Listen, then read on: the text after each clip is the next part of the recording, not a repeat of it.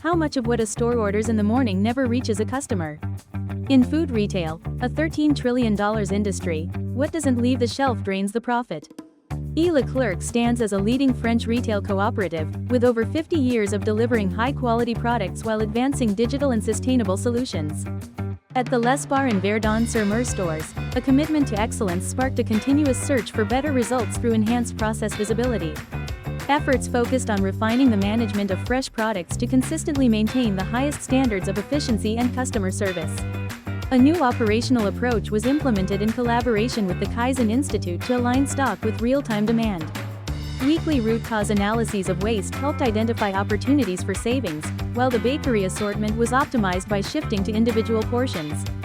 Standardized ordering schedules were established with the hypermarket to ensure a seamless flow, alongside custom digital applications for real-time tracking of gas bottles and external storage. The results didn't need a headline. They were already visible in daily operations. Waste in the bakery and pastry sections dropped from 7.71% to 4.68%, while the deli department saw an even sharper decline, falling from 8.81% to 3.81%.